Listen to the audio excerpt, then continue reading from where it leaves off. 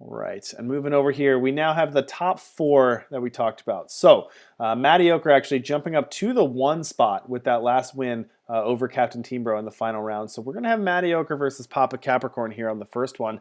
And this is actually going to be a rematch that we saw earlier. So, we saw this matchup, I believe, in round three, which was the Stone Scar Mirror. So this is the one we had just recently watched here. So Mattyocre is going to be the one seed. He is on the more low to the ground aggro deck with the 1-drops, the 2-drops, and the 3-drops. Versus PapaCapricorn, who's actually on the one that we just watched recently, who's a little bit bigger with the Incarnus, Eclipse Dragon, and Carvet. So this was a very close match when we watched it in the Swiss, and now they're going to go back at it again to see who makes it to the finals. And just a quick reminder, these are going to be best of 3 for the 2 semifinal matches, and then the finals will be best of 5. And we're going to see both semifinals back-to-back, so we're not going to miss any more action the rest of the night. So hopefully if you have any questions, you have anything else, you can go ahead and let us know in chat. And you should be able to see the deck lists. If you want to check out these deck lists, you should be able to see them just down below. All right, so we talked about this little match. While they're getting set up here, EJ, what do you think? Which of these matchups? What are you looking for? What do you think the key to this deck is, other than play draw? Because I think that's going to be an important factor as well. But other than play draw, what do you think the most important factor of this Stone Scar Mirror is going to be? Well, this matchup definitely lets us find out if variance was a factor in it, or if one strategy does kind of trump the other. But I think here Mattyocre is really looking to capitalize on that Varret, like we talked about, because of the fact that PapaCapricorn is playing bigger dragons. Teething Whelp isn't quite going to get there. It's a little too slow. Mm-hmm. So really going to try to, I think getting a Varret to stick is going to be one of the biggest game changers here. And then the flip side to that is that PapaCapricorn wants to stop the early aggression from Mattyocre because they know that their top end is bigger. So for them, it's probably going to be a combination of maybe having 2 key removal spells for those powerhouse cards, maybe getting a 2-for-1, snagging a low small unit with a attachment or a weapon onto it, and then landing a Carvet. Mm-hmm.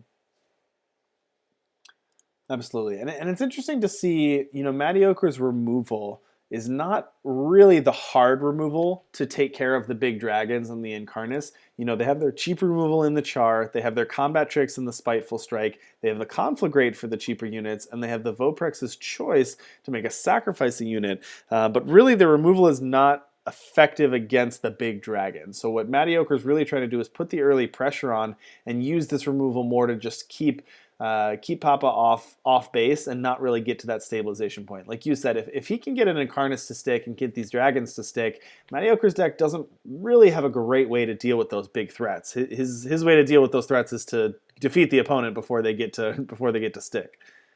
Yeah, I would not be surprised if I was Mattyocre. I think I would aggressively search out either Immortalize or Cremate out of the market, because Eclipse Dragon is kind of going to even out. Obviously, the edicts aren't doing much work here. So I would probably aggressively go get Cremate to get rid of that 1 key, either Eclipse Dragon or Carvet, to help push in damage and get through the board. But I could see an argument for Immortalize, kind of capitalizing on maybe a Kozin or a Varret that's already been activated and kind of reset the mastery trigger. And of note, Beast Caller's Amulet could be a thing. There is a chance that if they could sneak in a Beast Caller's Amulet on turn 3, it's going to be a minute before the 5/5 is dealt with. So I think those are the key points for Mattyocre.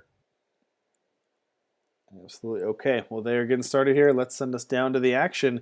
We'll get started. This is the first semifinal match, and this is still going to be best of 3. So we've got Mattyocre's side, which we are seeing here, and we've got the hand cam set up for PapaCapricorn, which will be displayed as soon as they are good to go. So in Mattyocre's hand, we see a 1-drop in the Crooked Alley Guide, we see a 2-drop in Varret, we see a Jack's Knife, a Spiteful Strike, and a Conflagrate. Pretty aggressive start, and only 2 power, which Mattyocre's deck can definitely function on 2 power. You see in their hand they've got 3 1-drops and 2 2-drops, but they are going to be on the draw, so PapaCapricorn is going to start us off here. Well, it is the 1-2 punch that we're looking for out of this deck, and so Mattyocre scouts on turn 1. Obviously, I would not be surprised if they're looking for power, considering they already have a combat trick and a Conflagrate in hand.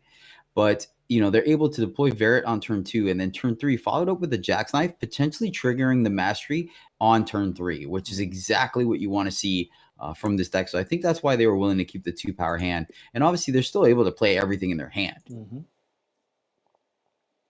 Ooh, surprisingly, leave the conflict on top here. Now they have to make the decision because PapaCapricorn did not play anything on turn 2, and we see Mattyocre deploy the Teething Whelp over the Verret. And I don't believe there was a pause there from PapaCapricorn. No, and looking on the other side of things, Capricorn's hand's a little expensive. We've got a Smuggler, we've got 2 Kozins, one off the top right there, Caleb's Persuader, and then an Eclipse Dragon. And they're actually going to Decimate here to grab the Death Elemental.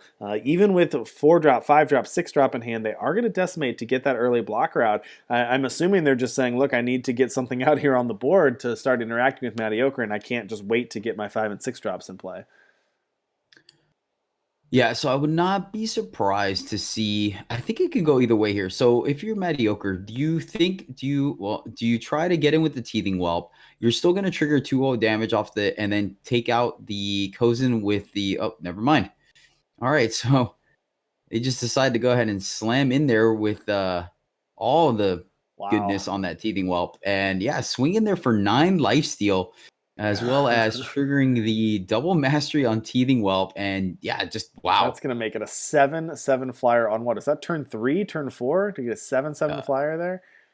Yeah, I mean that's I think they read the desperation in PapaCapricorn when they decimated on turn 3, and Mattyocre was just like, you know what, that's blood in the water. I'm gonna try to end this quick and close the door before they have a chance to draw out of this. Yeah, absolutely. Mattyocre saying, they're just going for it here, hoping that PapaCapricorn off that Decimate and being punished for it now, not drawing any power, still stuck on 2 after that Decimate, not being able to play out the Smuggler or either of their Smugglers or the Kozin here, not really having any answer for the 7/7 flyer that Mattyocre has, which is going to be lethal in a turn here, in 2 turns. Or actually, they have the Spiteful Strike, so it's just lethal this turn. Yep, game set match, or well, not match, but yeah, definitely, and there's the value. What we were talking about, where Mattyocre is capitalizing on, is just getting in underneath their opponent's strategy, and if they stumble just a little bit, and I think actually there, PapaCapricorn playing Mattyocre before might have skewed, not to be results orientated, but realizing how aggressive Mattyocre's deck was, might have panicked a little bit and be like, look, I need to get on the board early. I can't allow to take too much damage, and then just ended up getting pigeon or bottlenecked on power. Yeah, it's possible. It also possibly could have been that was the only play. That was the best possible line for victory there, realizing that their hand was they only had a certain number of threats in hand. They were going to have to draw power to have any chance in that game, or else they were just going to lose regardless. And so maybe just getting out that that death unit was the only way to make it a game at all. And just didn't see power after that, and so be it. They didn't see power. If you're looking at that from PapaCapricorn's side, and if you're not going to draw any more power after 3 anyway, then you're probably losing that game regardless. So maybe it's just playing to your outs there and saying that was the best chance to win the game. Oh yeah, most definitely. And that's the thing when you build a deck like this, is those low to the ground curve out decks. Like you always hear say sometimes, especially in ramp decks where you have your ramp and then you have your payoffs, that sometimes you just end up drawing the wrong half of your deck. And that is one of the benefits of doing these low to the ground aggressive decks, that your deck only has one side. So you're going to see it every game. The only way you kind of don't see the right part of your deck is if you just flood out, because obviously capping off your curve at 3, maybe even 4, you want to see maybe 5 just so you can leave something up. But most cases, you're happy with 3 or 4 and still able to deploy stuff. All right, Mattyocre are going to be on the draw here again. They do have an Akko on turn 1 as well, or they don't have an undepleted fire though. But they do have an Akko and a Jackknife for 1. They have the Teething Whelp and the Voprex's Choice at 2, and they have a Smuggler at 3. Meanwhile, PapaCapricorn has two Jackknives, a Voprex's Choice, and a Carvet in hand. So interesting hand with the 2 Jackknife. Now the Voprex's Choice is going to take care of the Teething Whelp here, but with 2 Jackknife and no other units until 6, not much in hand here for Mattyocre. Oh, I'm sorry, for PapaCapricorn. Although that does the emblem. If he wants to decimate the emblem, he can get the fire, the 3/3 here if he wants. But that's a tough decision with the Carvet in hand. Mm-hmm. Yep, going to go ahead and Decimate to get the unit out here. Yeah, I mean it's a solid unit. It does block. Oh, there we go. And Jackknife going in, making it 5/5. So, but oh Oh, man, the sadly, Voprex's Mediocre choice. has the Voprex choice. Oh, it's That brutal. yep, I mean, that's it's gonna very trigger risky both against Akos. Mattyocre, though. You know Mattyocre's going to have removal there. Maybe it's the only option, but that's very risky. Mattyocre going to punish PapaCapricorn for it, not only taking out the unit, but then being able to deploy onto the Akko as well to really have a crucial turn there. Super interested at the fact that they went ahead and played the Jack's Knife, which doesn't quite speed up the mastery clock for the Akko when they have. I mean, granted, they can't play the Kozin, but essentially the Jack's Knife comboed with Kozin could have potentially gotten them the dragon that same turn. So just an interesting aggressive play. But I can understand once again wanting to take Papa Capricorn's life total as low as possible, as quickly as possible. Mm-hmm. So just taking the risk and getting in the extra 2, maybe even 4 damage were they able to get a second swing in, which they were not. Okay, going to go to the market and going to grab an Immortalize here. See what PapaCapricorn can do to try to stabilize here. Play out the Do they Kozin. just, Voprex choice coming down. Might as well capitalize on it, making sure it's going to get the unit you want it to, and then getting him for 5, taking Papa Capricorn down to 5, triggering Mastery on Akko, now making it 5 of 9.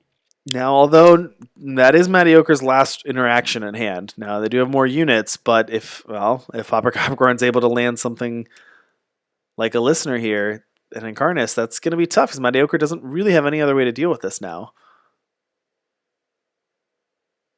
And they grabbed a Mournful Deathcap, not going to be super impactful on this board. Okay, this is not bad here. Mattyocre is able to attack with both units, and I think I'm okay doing that because you either offer the trade with the 3/3, and that's fine, and you get in and still able to deploy, like, for example, your Smuggler or your Varret, or if they decide to block the Akko, which you have to read something from here, then you could still use the Char to take out the Listener and keep your 3/2, and then still deploy the Varret. So, yeah, I would agree. I think that's a trade you're willing to make there, but Mattyocre's just going to go for the 3.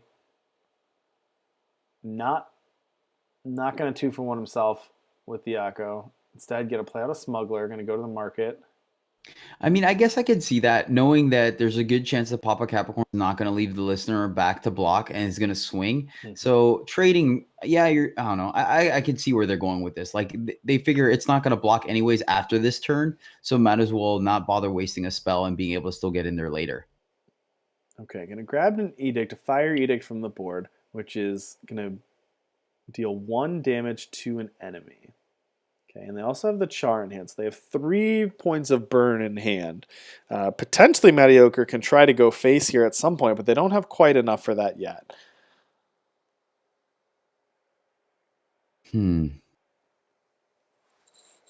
Very interesting. So here we go. Papa Capricorn, realizing the fact that they're at 7, decides to leave the Listener.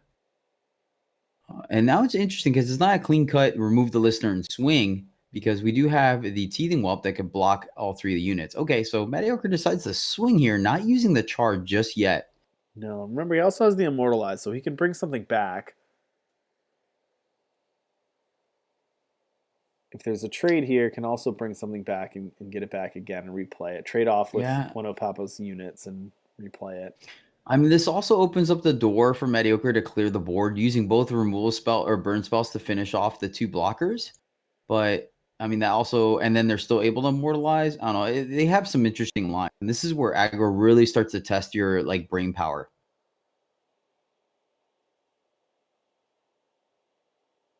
Okay, see, and this, there, I feel like, Okay, and then going to use the Edict to follow up on the Listener. Yep. Okay. Yeah, I just don't know if I would have traded there. I think I would have, if you were going to planning on charring the Teething Whelp, I mean, I guess there was a world where they wouldn't block, but not really. The fact that Papa Capricorn is on 7. So I think there might have been an argument there to char pre-combat, because then there's still a chance that Incarnus still blocks. So, and then you would have gotten in 3 damage, I guess. All right, Capricorn going to go to the market, and they're going to grab Malediction. So that Malediction can come down next turn. And it's going to be able to wipe Mattyocre's board here. PapaCapricorn get a decimate and go to 6. You really would have liked to see something better go to the void out of that Yeah, mill. yeah. Sometimes taking sigil top is fine as well because that means you have a higher chance of drawing gas Now, here. is there anything? Can he get the teething whelp back? Okay, I can see that. Yep, still putting the pressure on. This is obviously not going to work out very well for No. Mattyocre, already knowing what PapaCapricorn has in hand. Does Mattyocre have But anything in? Not really. They have an Eclipse Dragon that they could take, but they're far from casting that anyway. mhm. Yep, that's going to clear the board. And PapaCapricorn has Ooh, Carvet next turn. ooh. So do you fire off? Okay, yep. They decided to wait on the Jackknife, trying to surprise Oh, PapaCapricorn. I could get behind that. this is going to be tough, though. 2 back-to-back Carvets here for PapaCapricorn, and that's going to be really hard for Mattyocre to get through. Ooh, maybe not though. We have the Conflagrate that. Oh, we'll see. So it's gonna be interesting here if PapaCapricorn decides to double block. I don't see why they wouldn't here to just try to get the Jex off the board or the Verit off the board. Yeah.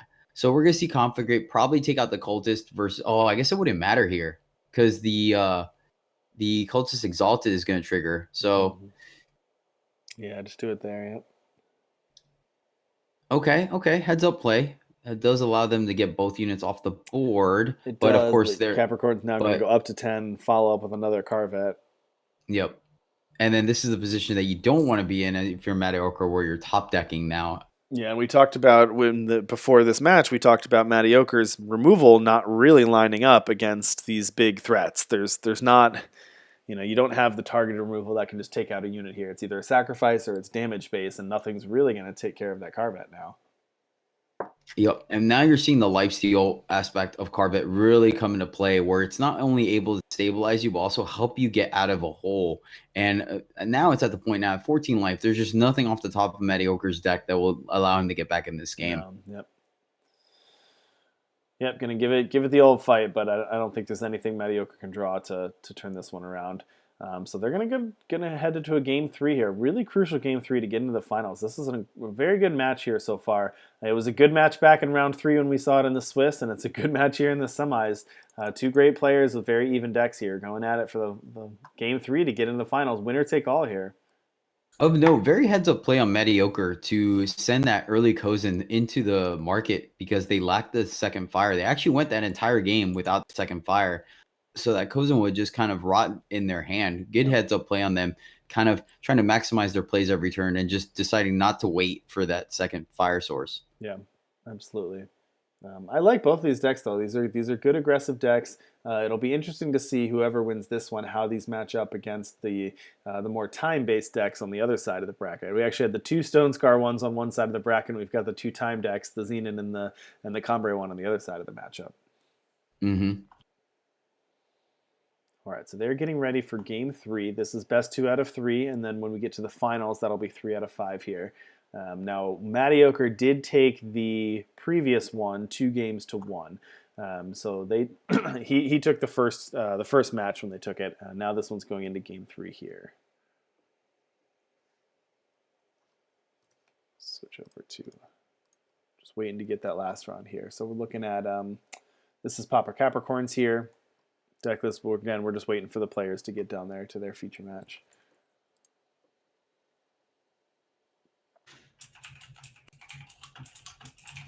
We saw this weapon earlier as well, the lifesteal weapon, the Falchion here. We haven't seen that too much here because it hasn't really been, PapaCapricorn's had the Carvet and haven't really had a chance to land that. But that could be crucial as well. If it gets to a point where they're low on life and they're able to grab this from the market, play it on a unit and get even 1 hit in and gain that 4 life or gain that 8 life or whatever that ends up being, that could be enough to really turn the tide in their favor. Yep. And we see Mattyocre is on the play here.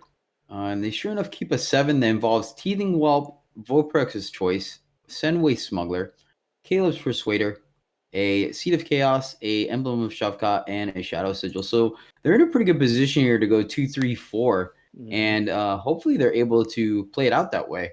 Yep, absolutely. And on the other side of things, Papa Capricorn, we've got a Seek Power, a Voprex's Choice, a Smuggler, a Cremate, and one and a Fire Emblem as well. Now we've seen Papa Capricorn not afraid to decimate very early in the game if needed to. We'll have to see if they feel pressured to do that this game, or whether they think they can hold it out and save that power for later. Yep, Volprex choice coming in, taking out the Teething Whelp. Can't say that wasn't expected, but sure enough, here we go. Do you Crooked Alley Guide here for full value, or do you Smuggler here? Probably go full value because I don't want to wait 3 turns to start getting in with that damage. I think we play that out there. Yeah, I think the other consideration as well is that you want every reason to Smuggler aggressively when you have all your plays, you have plenty of interaction and gas, you're curving out, so you might as well hold on the Smuggler. And yeah, plus you get the Scout from the Alley Guide anyways to make sure at least your next draw is closer to what you want it to be. So, all right, Capricorn going to fire off the Smuggler here. They're going to trade out and they're going to grab a Malediction. Pretty common grab. We've seen a lot today, especially against the aggro decks here. yep.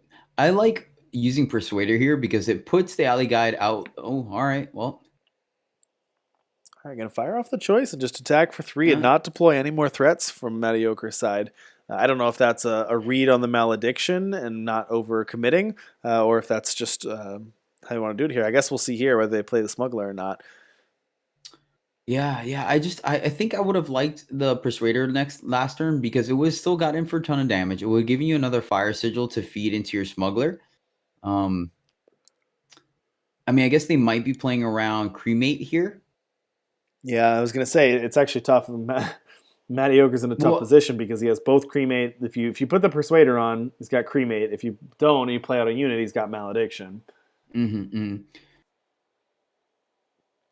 Yeah, so either way, Papa Capricorn had the right answer for either of those plays by Mattyocre. But last turn, Mattyocre did actually be able to pull the Eclipse Dragon there, so that actually worked okay to be able to pull that from the market. Now, of course, Capricorn's got the Cremate for the Eclipse Dragon if that comes down.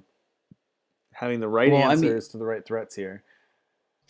Yep. I mean, that being said, it still took up one of Papa Capricorn's turns. There was a turn where they didn't deploy anything because they were hoping to leave a Cremate, and then obviously Mattyocre didn't give them a good target for it. So, I mean, it's one of those cat and mouse games where you're kind of trying to play around each other, seeing what the other opponent's going to do. All right, we can get an emblem here, fire off an Ash Elemental.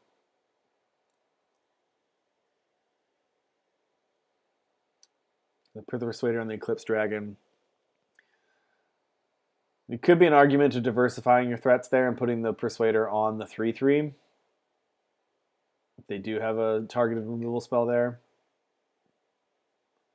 Yeah, and of note there, the Mattyocre played the Ash Elemental pre-combat, so giving kind of perfect information to Papa Capricorn, so they're able to make an adjustment.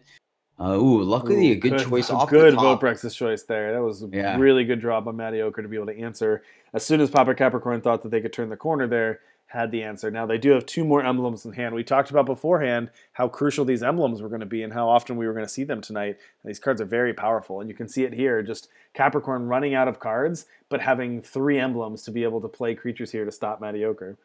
See, Mattyocre went ahead willing to make the trade, having the Akko in hand for the following turn, but sadly, Papa Capricorn has another emblem, like you mentioned. Then the 3/3 Overwhelm is not going to match, or is going to match up very well against the Akko 1/1. Oh, man, Mattyocre wanted one opening there. If he could get one opening there to play the Beast Scholar's Amulet and get the 5/5, I would have loved that. But Papa Capricorn not letting up at all, not giving Mattyocre any space to work here. I'm going to decimate again for another unit here.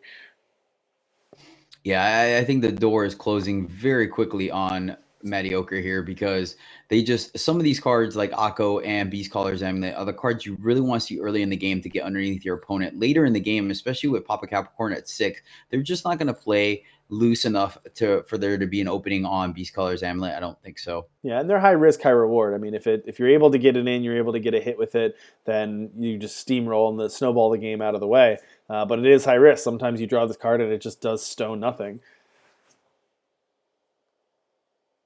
I mean, there still are some top decks for Mattyocre to draw here. Of note, once again, Papa Capricorn has no way of gaining life just yet, and they're at 6. So one good swing or one good kind of attack might be enough to tip the scales. So we'll see where this goes. Yep. Now, interesting trade there because one of the draws, I believe, one of the draws Mattyocre could hear there would have Kayla's Persuader on the Teething Whelp would have been real nice. Mm-hmm. But actually Or going to even trade away, Jackknife. yeah, or even Jacksknife, but actually going to trade away the Teething Whelp there.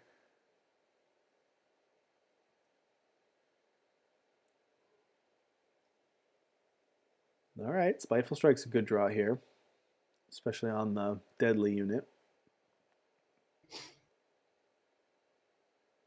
Yeah, you really want that Death Elemental to actually, probably because of just the Beast Color Amulet comboed with Spiteful Strike, you probably wanted to have the 3/3 Overwhelm instead in this position, but you make do with what you got, right? Mm-hmm. Sadly, having a deadly unit on PapaCapricorn side means that Akko is still only going to trade a 1-for-1. Yeah. But, I mean, you really would have preferred them to be in a position where PapaCapricorn had the double block here and then get your value off of your Spiteful Strike. But once again, ooh, interesting here. Holding on value in the deadly unit. And, yeah, I wonder if they were playing around Spiteful Strike or not Yeah, here. smart block for Capricorn there, not throwing away the deadly unit. Mattyocre's now going to need another spell to get through that. Ooh, Diesel's Oh, Office. That's probably going to shut the door right there. Going to be yep. able to take care of the Yeah. Akko and give the units lifesteal to be able to go back up. And they're not even going to attack, but if they did, they could have gone way back up to 10. That's going to be tough. Ooh. So do you go for office or do you go for face here? Well, Conflagrate can only hit units, right? Well, I Oh, meant for with the the attack. with Yeah, the yeah, elemental, yeah. yeah. Good question. I mean, because I think you go for man, the office because you can't have the life. Well, his units have lifesteal anyway. yeah, that's a tough call. But I mean, obviously they drew Carvid, but Yeah, the fact, like, here's the thing. I think if it was able to kill the site, then you went for site. But the fact that it would have been 2 turns before the site would have went down, yeah, I think I might have risked just going face. that's true. I don't know in Mattyocre's deck. I'd have to look closer to see if there's much of a difference between 4 life and 6 life, or if it's 2 attacks either way. But yep, and now that's just probably just that hit right there is probably gonna be too much to overcome. Oh, and a second Carvid, it's gonna be brutal. Yeah. Oh, and Conflagrate off the top, able to hit you 2 units, but not quite enough to Yeah. help Mattyocre get in there. I think it's not quite lethal, but I mean, I'm hard pressed to see them come back from this. Yeah, we talked about it before. I think the tough thing with Mattyocre's deck here is that it's designed to go under the opponents and it's designed to win the game before they can start slamming Carvets. Once your opponent lands a Diesel's Office and lands a Carvet and then a second Carvet, there's just not anything Mattyocre can really do about it.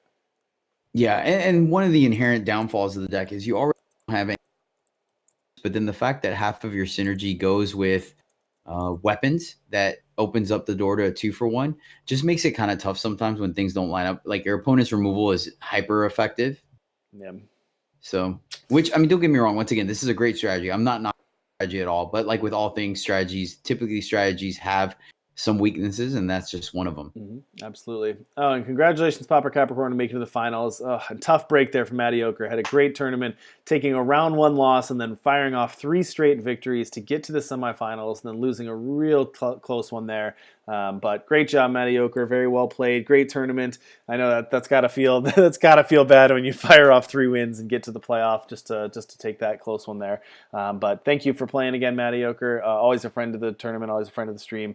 Congratulations, and congratulations to PapaCapricorn for getting to the finals. So we will see you in a few minutes, Papa.